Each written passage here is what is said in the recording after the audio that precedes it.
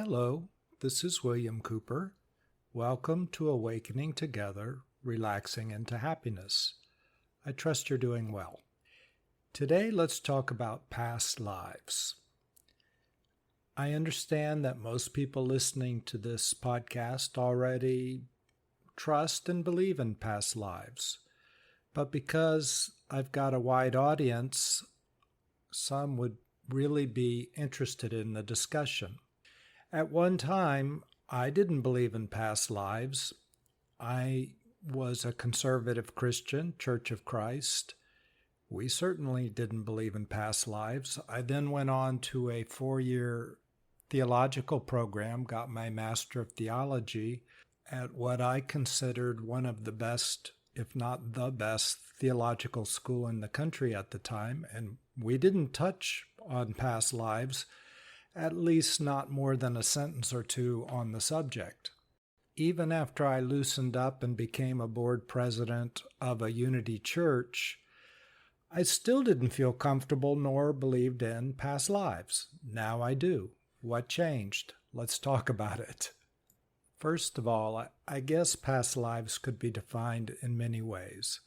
And what I'm talking about is a continuity of your life, that you evolve over lots of lives, learning in each life, and then when you pass away in one life, you then continue and are born into another life, picking up where you left off with the things that you had to learn or wanted to learn, and moving on from there, culminating in where you are today.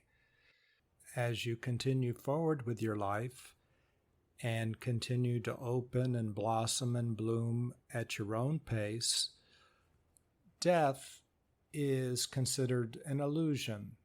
There's a continuity of life where you continue. You pick up where you left off at the so-called end of each life, and you're born into the next life, right where you left off, and you continue to open up from there.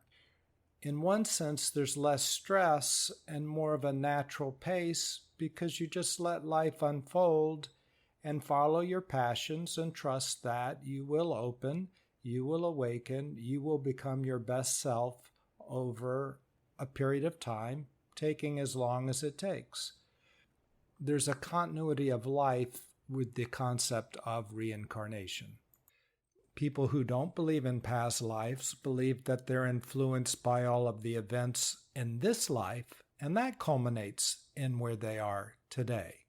So in one sense, it doesn't really make a difference. You are who you are today, either way, and either way you can awaken, and either way you can work on your things, and either way you can have a family and a job and do all the things that you want to do, enjoy life. So there really is no pressure to believe in past lives, nor, in some sense, a need to believe in past lives. Nonetheless, let's talk about them. I suppose that the biggest difference is with reincarnation, there is no pressure to get things right in one life. There is no such thing as death of your spirit. Only death of your body, and you reincarnate into a new body as long as that's helpful for you. But your spirit continues on through various realities until you're your fullest and best self, and there really is no end to living or to life. Rather, death is an illusion. Early on, I started working with hypnosis. I was interested in hypnosis ever since I was a kid, and I used to study it. I even ordered a hypnotic record and would hypnotize myself for hours in our basement. I continued to study the concept through college, and in graduate school, we talked and worked a lot with hypnosis in the psychology department. I am a licensed professional counselor now. And through the years, I've worked with around 25,000 people with hypnosis. Early on in my career, I was trained, just because I was curious in past life regression. And even though I've worked with 25,000 people, probably past life regressions, I've had under 100 cases. Yet they were pretty interesting. One woman came to see me, and I typically worked mostly with traditional psychotherapy. I didn't push for somebody to do past life regression. She was referred to me, and I guess she knew that I did hypnosis, and she said, and she wanted to regress back to the source of a problem of hers. And she said, but one thing, she says, I do not believe in past life regressions. I don't want anything to do with past lives. Just go to this life and tell me where my problem began. She was the head of the Humane Society in her city and found that she was deathly frightened of horses, and she wanted to resolve that fright. So I used hypnosis, as I often did in my practice, and I just asked her to be in touch with the fear that she felt. And I was going to count down to 0, and she would see what she saw and feel what she felt when the first time that she became alarmed with horses occurred. She was in deep hypnosis. So I counted back down to 0.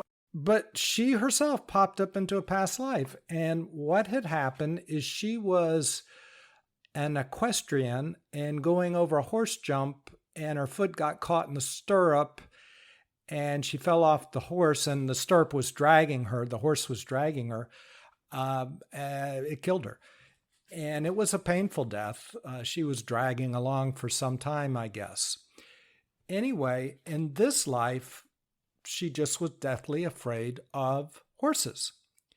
So if past lives had been excluded, she would have had a much more difficult time dealing with this fear because she couldn't get her finger on what could she resolve.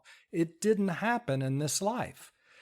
That's the significance I found through hypnosis, to my surprise, was that past lives help people explain things that they could not explain by events that occurred to them in this life, like phobias or anxieties that would pop up, or depressions that had nothing to do with this life or their childhood in this life. They had to do with other lives. And if you cut off that avenue to touch those other lives, you can't get involved in the solution for them in the same way. My very first past life case was a man came to me and he had epilepsy, and he said he wanted to find out why he had the epilepsy. Now, people often assume that in past life regression, everybody comes out to be the queen of Egypt, Cleopatra, or some famous person, Jesus or somebody, but it's really not true. I don't think that ever happened in any of my past life regressions. In his case, he went back to the Middle Ages, and he was just a humdrum soldier, and he did not stand up for himself. He got in a lot of bad circumstances. He had a miserable life, and then he ended up getting stabbed with a sword and died, and nothing much good happened in his life. Now, in this life, I'm going to open another door here, but I'm just telling you what happened. His angels came and talked to me through him, and they said he was given epilepsy in this life because he had the kind of epilepsy that is only brought on by stress, and if he didn't tell the truth, if he didn't speak up, if he didn't have his voice, he would become stressed out and have an epileptic fit. So epilepsy was given to him as a gift to force him to stand up for himself in this life and learn the things he needed to learn that he didn't learn in his past life because he was too afraid. So when I avoided past lives, I was somehow truncating my life experience. and not really touching on the continuity that goes on from life to life. Now, why would I do that? In my case, as a conservative Christian, it was forbidden, and I just went along with what people felt. Stephen Walensky, in his book, Trance as People Live, says that we are all hypnotized, and when people come into his office as a psychologist, he doesn't hypnotize them, he dehypnotizes them out of their trance. I was in a trance. I somehow believed I couldn't be a Christian and believe in past lives at the same time. Certainly nobody around me believed in past lives. Their heads would spin on their shoulders if I even brought up that word, and I didn't believe in past lives. That happened later. But later, as I look back at the Bible, some very interesting things appeared. For instance, Jesus claims that John the Baptist is Elijah. Now, Elijah was a prophet way before John the Baptist, died way before. So there would have had to have been a reincarnation if John the Baptist was indeed Elijah. You can read that in Matthew 11, verses 3 through 15, and also follow it up with Matthew chapter 17, verses 10 through 13. We could even build on that a little bit when Jesus asked the disciples who people thought he was. And his own disciples said, well, some say that you're John the Baptist, others say that you're Elijah, and still others, Jeremiah, or one of the prophets. Now, all of those people died before. So, again, they would have had to reincarnated and become Jesus. And one more. When Jesus healed the blind man, the man who was born blind, the Pharisees asked him, why was he born blind? Was it a sin he did, therefore before he was born, or one that his parents did?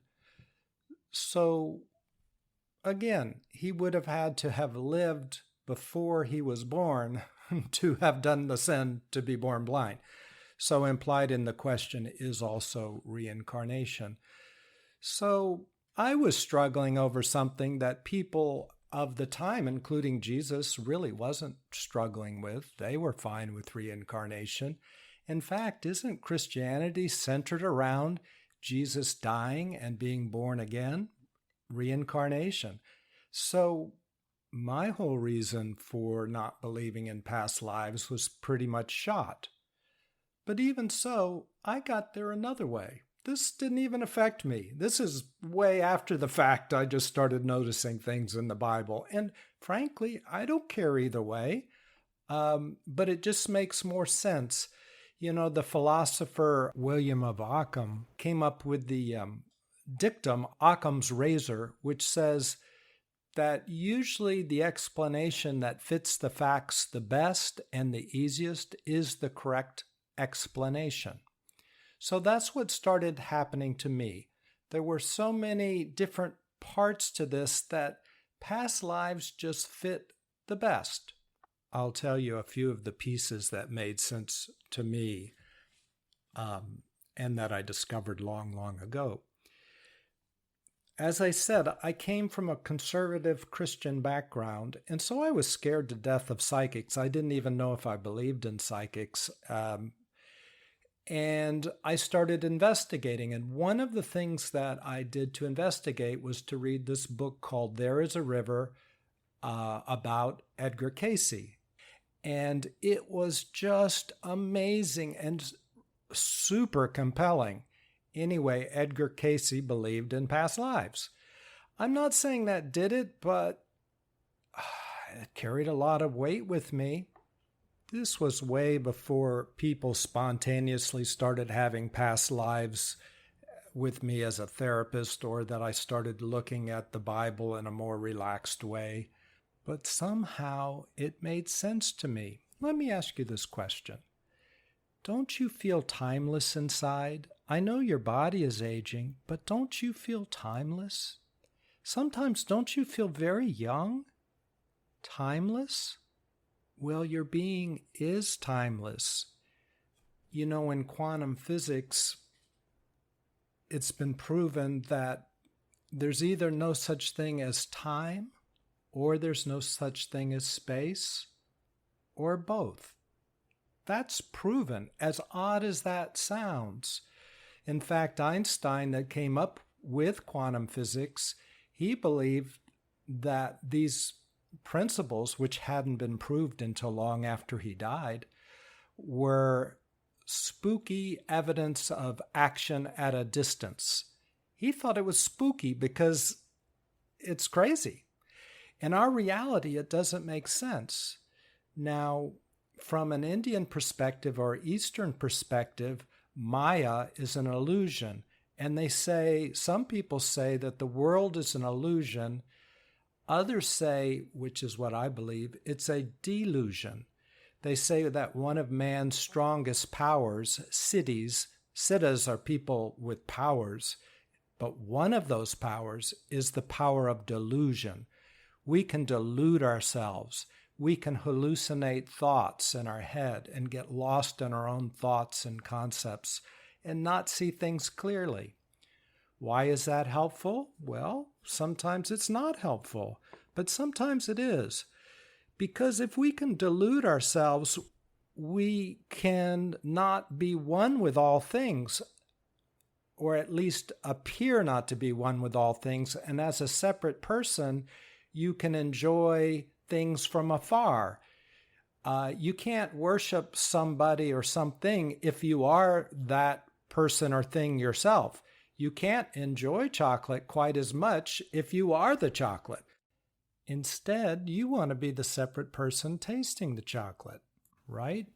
So there's actually some sects in India that try not to become one with everything, even though they know that's the deepest truth. They kind of enjoy getting to be almost one, but not quite one. They want to keep that slight separation. So in general principle, there are two tasks in this creation, or in this universe, or in existence, however you want to call it.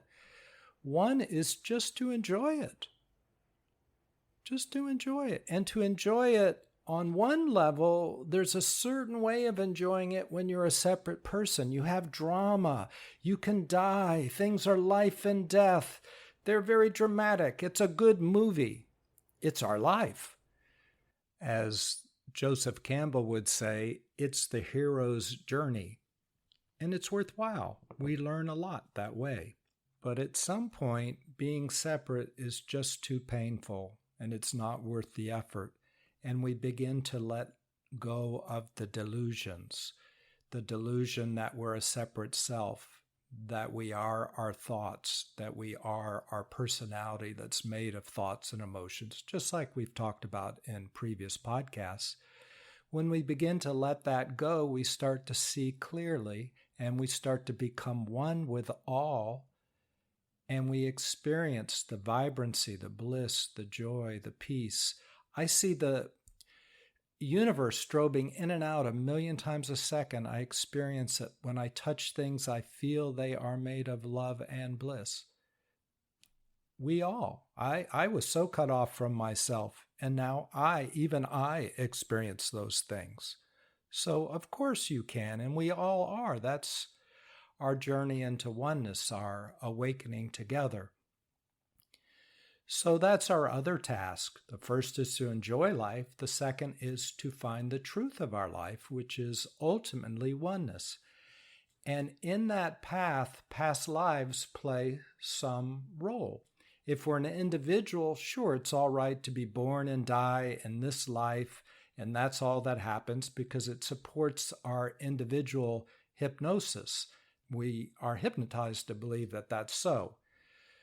But when we relax our intuition, or at least my intuition, I feel a continuity that stretches beyond this life. It continues. It never begins and it never stops. It's one, like all life force, all existence. I know it, but I can't prove it. Nobody can prove past lives. We can say, oh, Jesus said that, or this happened, or that happened, or Occam's razor, or whatever we want, continuity, hypnosis, therapy sessions, but none of it proves it, and it doesn't need to prove it, because either way you're good. Either way you're good. As I said, you can still awaken without believing in past lives. What often does happen as people do awaken, their intuition becomes clearer and they begin to see beyond the confines of the illusion of this simple world where we are today, and they start to feel the continuity of their life. It also occurred to me that the people who meditate quite a bit, the Buddhists, the Hindus, they all believe in continuity of life, reincarnation, past lives. Those are billions of people that sit down and meditate, become clearer, and the ancient rishis and seers, that's what they saw. Aren't we being hypnotized by our culture? Are we looking for ourselves? But if we drop what other people are telling us, don't you feel timeless? Don't you feel that continuity? Of course you do. You stretch from one, you never die. You're never created and you never die. I mean, I don't want to get into this too deeply in this podcast, but when your personal self dissolves and you become one with all things, what that old Jesus said, the Father and I are one, that's true. And all he talked about, by the way, he says, he was trying to show us the way. In the East, they think very highly of Jesus. He's the God of love. I mean, he's the guru of love and deep enlightenment. I absolutely know that Jesus did miracles because I've seen gurus do miracles. By the way, on my website, you can read about all of this if you're interested. I've seen miracles. I've written a writing. It's entitled Miracles. You can read it. If you want to talk about beyond time and space, and this was a huge surprise to me when it happened, but Archangel Michael and Jesus at different times appeared to me, and we've had quite in-depth conversations.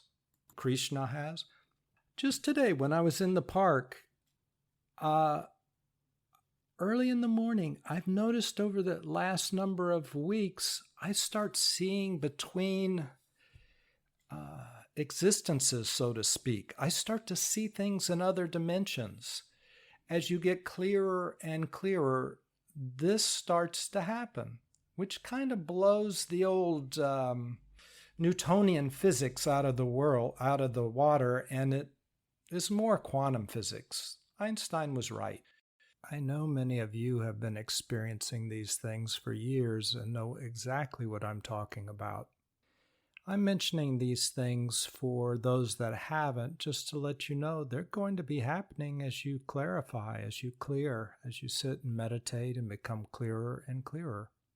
They're pretty much automatic because that's the way things are, and you just start seeing it. You open to more and more of these realities that are all happening at the same time. When you put all this together, it doesn't prove it to anybody else, but it does to me. And as you awaken, you will be in touch with what you know. And this isn't any religion. There's nothing you have to believe. Just follow your truth. Let it unfold for you. I'm just explaining my perspective. And we're talking about past lives at the moment. Past lives indicate that there is no such thing as death. That you continue, and don't you feel deathless? Don't you feel that inside? It may not be the reality of your body, but don't you feel that? And really, what is awakening? It's letting go everything on the outside, letting go of all these other thoughts and emotions and fears and anger and hurt that would say otherwise. And when all that melts away, isn't what's left, doesn't it feel timeless? To the degree that you are in touch with your being, you know what I'm saying. And I think we're all in touch with our being on some level. You don't have to be completely awake to feel yourself. I mean, in the process of awakening, there's the bright light of you, the timeless you, the loving, joyful you, and it's there all the time. And then there are these clouds and blocks kind of floating around like nuggets in a soup. You can feel it all at once. You can feel the hurt, the pain, the blocks, but at the same time, somehow, you feel peace around the edges. Tune into that. That's, after all, what you're tuning into when you do meditation. And if you haven't really become a consistent meditator, the reason you want to do that is because you're letting go of the delusion. Delusion is a good thing to use on yourself and others when you want to. It's a good power to have. It can allow you to enjoy separation and so on and so forth. But when it runs incessantly and you have no control over your power of delusion and you delude yourself, that's no good.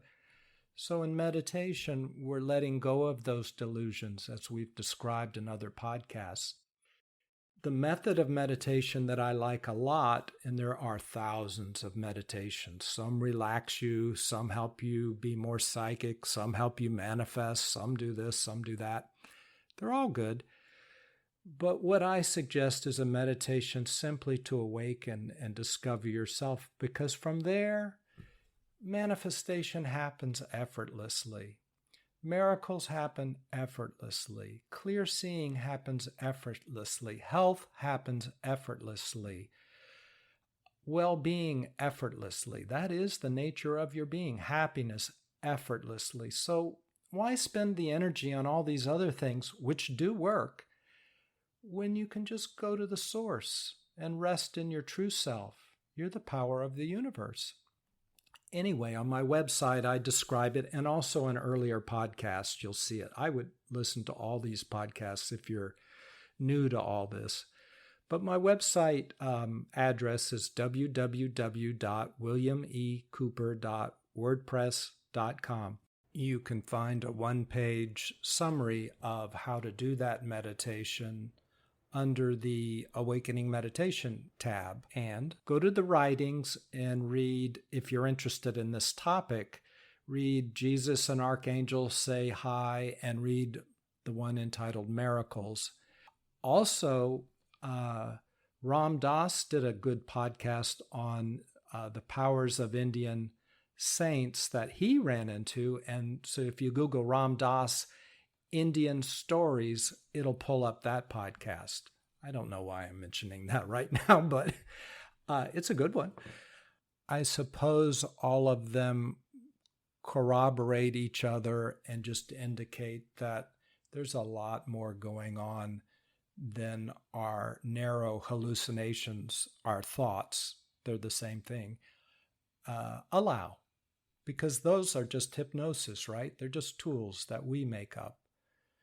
But when we really connect to life as it is, it's mind-blowing because it's well beyond the mind, and it helps you in the process of your awakening. The bottom line is, I enjoy relaxing in the truth and letting go of all the stuff I don't need that blocks and holds me back. That's what I enjoy at this stage of my life. Because we're talking about past lives at the moment, I'll say that it's the Occam razor that fits my experience the best. You see what fits yours the best.